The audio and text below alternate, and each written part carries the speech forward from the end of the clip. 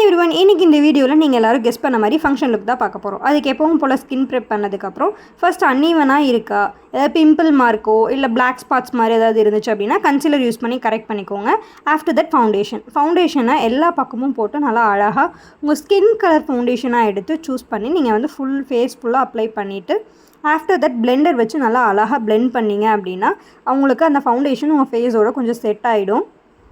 நான் வந்து half face மட்டும் தான் போட்டு காமிச்சிருக்கேன், பிகாஸ் உங்களுக்கு ஒரு டிஃப்ரென்ஸ் காட்டலாம், உங்களுக்கு அப்போ தான் ஒரு கொஞ்சம் கிளாரிட்டி கிடைக்கும் அப்படின்றதுக்காக அப்படி பண்ணேன். நீங்கள் ஃபுல் ஃபேஸ் பண்ணிவிட்டு நல்லா பிளெண்ட் பண்ணி எடுத்துக்கோங்க. ஆஃப்டர் பிளெண்டிங் நம்ம ஃபேஸையும் நம்ம நெக்கையும் மேட்ச் பண்ணணும். அதுக்கு நம்ம வந்து காம்பேக்ட் பவுடர் யூஸ் பண்ணி ஃபேஸுக்கும் காம்பேக்ட் போடணும், நெக்குக்கும் காம்பேக்ட் போடணும். இப்போ நீங்கள் ஃபேஸுக்கு ஏன் காம்பேக்ட் போடணும் அப்படின்னா நீங்கள் கொடுத்த போட்ட ஃபவுண்டேஷன் வந்து கொஞ்சம் செட் ஆகணும். அதுக்காக வந்து நீங்கள் மேலே காம்பேக்ட் போட்டு கொஞ்சம் செட் பண்ணிக்கோங்க. இல்லை டிரான்ஸ்லூசன்ட் பவுடர் அந்த மாதிரி ஏதாவது போடுறதுனாலும் போட்டுக்கோங்க, நோ இஷ்யூஸ். காம்பேக்ட் போட்டிங்க அப்படின்னா உங்கள் நெக் மேட்ச் பண்ணும்போது இன்னும் கொஞ்சம் நல்லாயிருக்கும். ஸோ காம்பேக்ட் போடுறது பெஸ்ட்டுன்னு நான் சொல்லுவேன் ஃபார் ஃபங்க்ஷன் லுக். காம்பேக்ட்டுமே உங்கள் ஸ்கின் கலர் என்ன அப்படிங்கிறத பார்த்து அதுக்கேற்ற மாதிரி வாங்கி யூஸ் பண்ணிக்கோங்க. காம்பேக்ட் பவுடரை ப்ரஷ்ஷில் தான் போடணுமா அப்படின்னு கேட்டால் அப்படிலாம் இல்லைங்க, நீங்கள் நார்மல் பவுடர் பஃப்பில் கூட நீங்கள் யூஸ் பண்ணிக்கலாம், நோ இஷ்யூஸ். காம்பேக்ட் பவுடர் போட்டு செட் பண்ணதுக்கப்புறம் பிளெண்டர் வச்சு ஒன்ஸ் அகெயின் எல்லாத்தையுமே நல்லா அழகாக ஒரு சின்ன மைல்டு ப்ரெஷர் கொடுத்து செட் பண்ணிக்கோங்க. அவ்வளோதாங்க. அடுத்து நம்ம ஐப்ரோ டெஃபினிஷன்ஸ்க்கு போயிடலாம். இனிமேல் எல்லாமே ஐப்ரோ, ஐஸ், லிப்ஸ் மேக்கப் தான். ஐப்ரோஸ் நல்லா டிஃபைன்டாக காமிச்சதுக்கப்புறம் ஐலைனர்.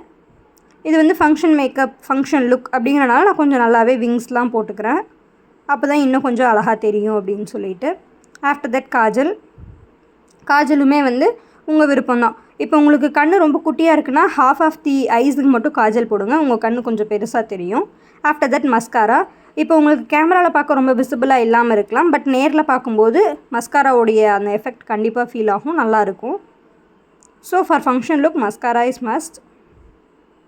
மஸ்காரா போடும்போது உங்களுக்கு எவ்வளோ எலிவேட் பண்ணி காட்ட முடியுமோ அவ்வளோ எலிவேட் பண்ணி காமிச்சிக்கோங்க. பிகாஸ் ஃபங்க்ஷன் லுக்குன்னு வரும்போது லேஷஸ்லாம் வைக்கணும்னு தோணும். அது வந்து நம்ம ஃபங்க்ஷன் அப்படின்னா நம்ம வைக்கலாம். நம்ம ஒரு ஃபங்க்ஷனுக்கு போகிறோங்கும்போது mascara is enough. After that வந்து ஷேட்ஸ் ஆஃப் ஐஸ் வந்து நீங்கள் எப்படி எடுத்துக்கலாம் அப்படின்னா ஒன்று நியூட் ஷேட்ஸாக போய்க்கலாம், அப்படி இல்லைனா உங்கள் ட்ரெஸ் ஷேட்ஸ் அந்த மாதிரி போய்க்கலாம். ரொம்ப ஷேட்ஸ் கொடுத்துக்காதீங்க, ஒரு 1 or 2 ஷேட்ஸ் இஸ் இனஃப். அவ்வளோதான். ஃபைனலாக லிப் பாம் போட்டு லிப்ஸ்டிக் போட்டு நம்ம மேக் ஓவரை கம்ப்ளீட் பண்ணிக்கலாம். உங்களுக்கு பார்த்தாலே தெரியும் ஃபைனல் லுக் எவ்வளோ க்ளோயியாக இருக்குது அப்படின்னு. பாருங்கள், நான் எவ்வளோ தொடுறேன், எவ்வளோ பிஞ்ச் பண்ணுறேன், no marks other. That's it, completed our function look. Thank you for வாட்சிங். நெக்ஸ்ட் வீடியோவில் பார்க்கலாம். பாய்.